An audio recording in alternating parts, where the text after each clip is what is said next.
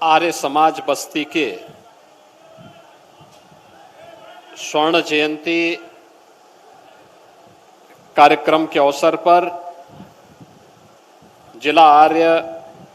उप प्रतिनिधि सभा बस्ती के प्रधान श्री ओम प्रकाश आर्य जी, महामंत्री दिल्ली आर्य प्रतिनिधि सभा श्री विनय आर्य जी, प्रदेश सरकार में मेरे सहयोगी मंत्री और बस्ती के प्रभारी मंत्री श्री राकेश सचान जी, विधान परिषद सदस्य श्री सुभाष यदुवंश जी, भारतीय जनता पार्टी के क्षेत्रीय अध्यक्ष श्री सहजानंद राय जी, कार्यक्रम के संयोजक वैदिक प्रवक्ता बाराबंकी से आचार्य सुरेश जोशी जी,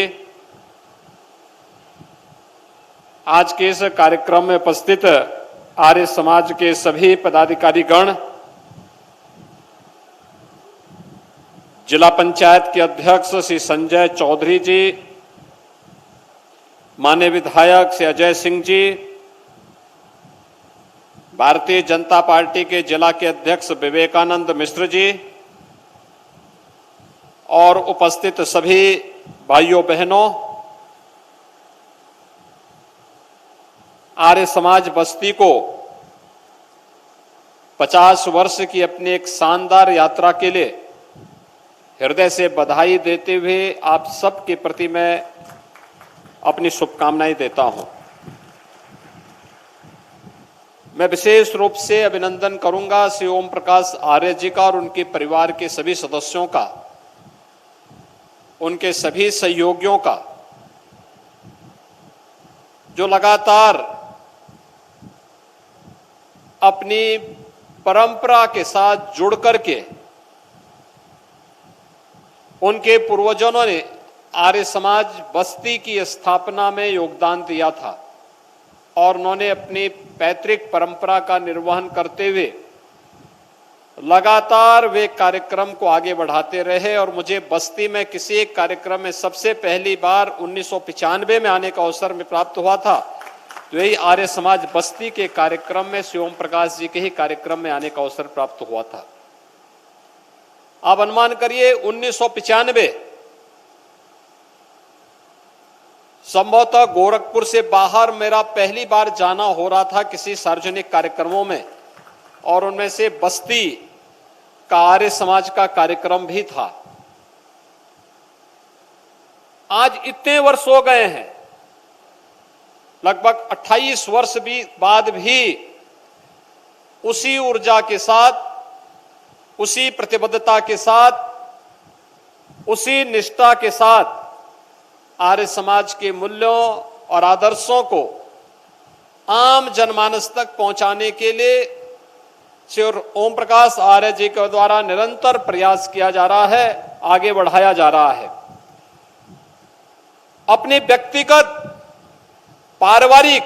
समस्याओं को दरकिनार करते हुए, एक पिता के लिए सबसे कठिन समय होता है जब वह अपने कोई जवान पुत्र को खो दे, लेकिन उससे उभरते हुए महर्षि दयानंद सरस्वती के मार्गों का अनुसरण करते हुए उन्होंने आर्य समाज के लिए जो योगदान दिया है और जो योगदान कर रहे हैं वो अत्यंत अभिनंदनीय है और सराहनीय है। भाइयों बहनों, आदरणीय प्रधानमंत्री जी ने कुछ दिन पूर्व देश की राजधानी दिल्ली से महर्षि दयानंद सरस्वती जी के द्विशताब्दी वर्ष के कार्यक्रम का शुभारंभ किया था और आर्य समाज के उस कार्यक्रम के माध्यम से देश और दुनिया में फैले हुए लाखों आर्य वीरों को जागृत करने का कार्य किया था। आर्य समाज भारत का एक जीवंत आंदोलन रहा है। हर आंदोलन की शुरुआत कौन कर रहा है और उस आंदोलन के साथ चलने वाले सारथी कौन है, आंदोलन की दिशा उससे तय होती है और उसके परिणाम भी उसी से तय होते हैं। जब मैं आर्य समाज की बात करता हूं तो मुझे देश की आजादी के आंदोलन की याद भी आने लगती है। भारत के इतिहास का स्मरण होने लगता है। हम जब आर्य समाज की बात करते हैं, एक उस कालखंड में निर्भीकता के साथ कार्य करना कितना कठिन रहा होगा, जब ब्रिटिशर के द्वारा, अंग्रेजों के द्वारा भारत के अंदर तुष्टीकरण की नीतियों को थोपने का कार्य हो रहा होगा, और तब आर्य समाज वैदिक धर्म की बात कर रहा हो, चारों वेदों की बात कर रहा हो,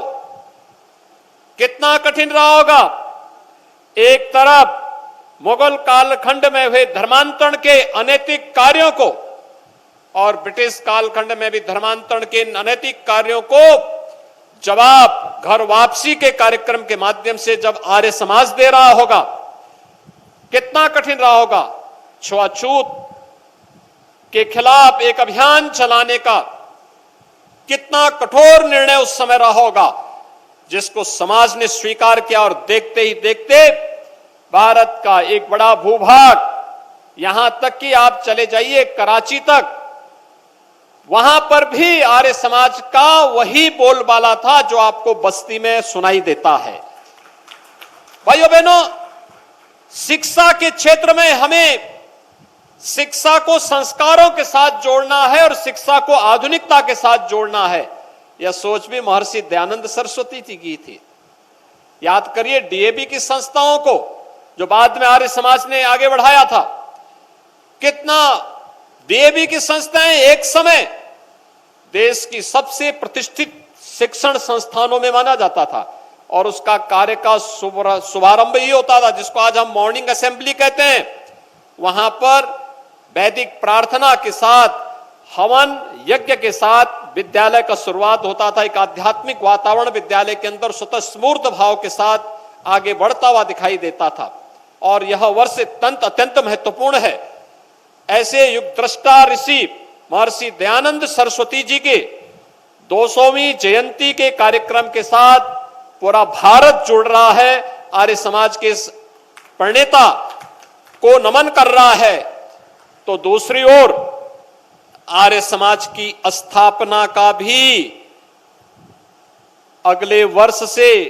150वां वर्ष प्रारंभ होने जा रहा है। 150 वर्षों की इस यात्रा में हमने क्या पाया, को क्या खोया।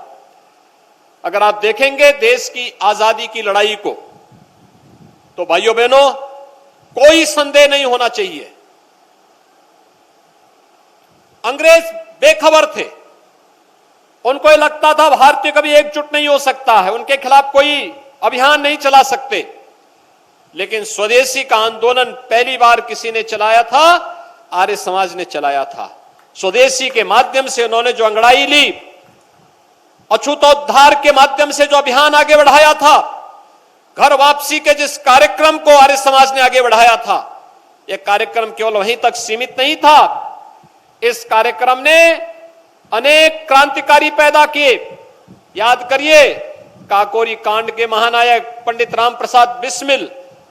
ये आर्य समाज की देन थी। आर्य समाज के एक प्रचारक के रूप में शाहजहांपुर में कार्य करते थे, और फिर देश की आजादी की लड़ाई को जब अंगड़ाई लेनी थी,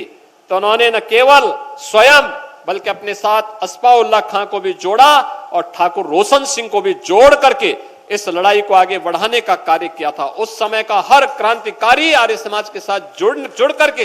गौरवान्वित महसूस करता था। और आज आर्य समाज जब एक ओर अपने संस्थापक की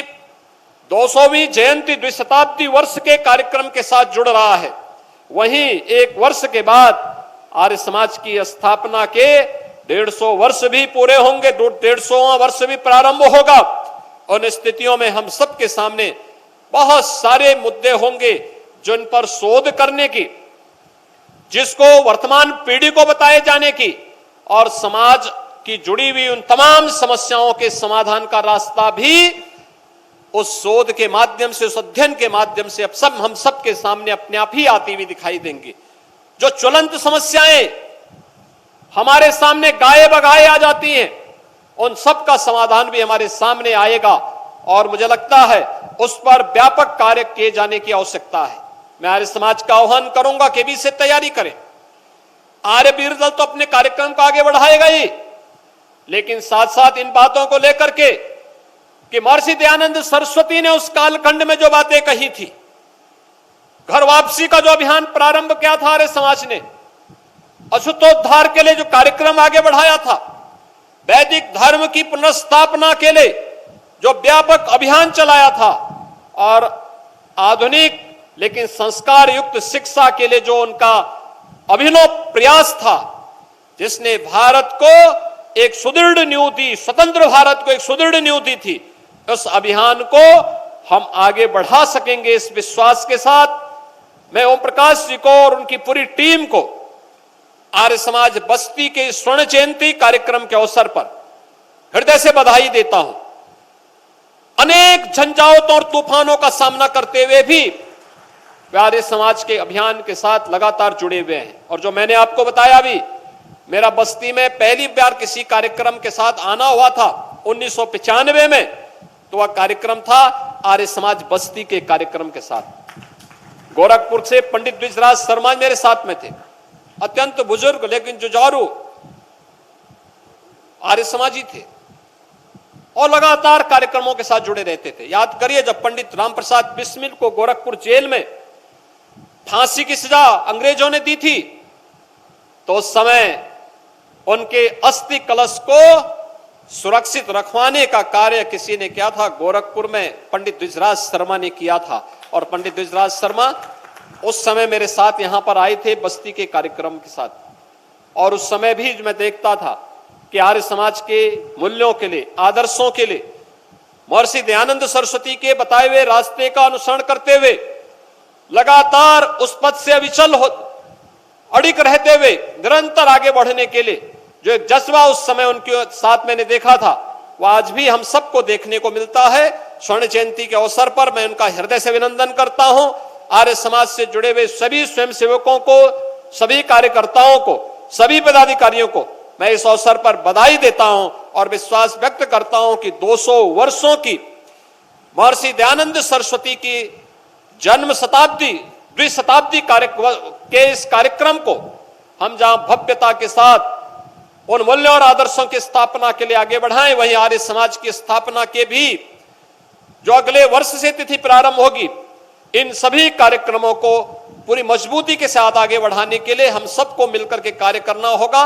मैं इस संबंध में राज्य शासन की ओर से आप सबको सभी रचनात्मक कार्यक्रमों में भरपूर सहयोग का आश्वासन देते हुए आप सबको बधाई देता हूं, शुभकामनाएं देता हूं। धन्यवाद। जय हिंद।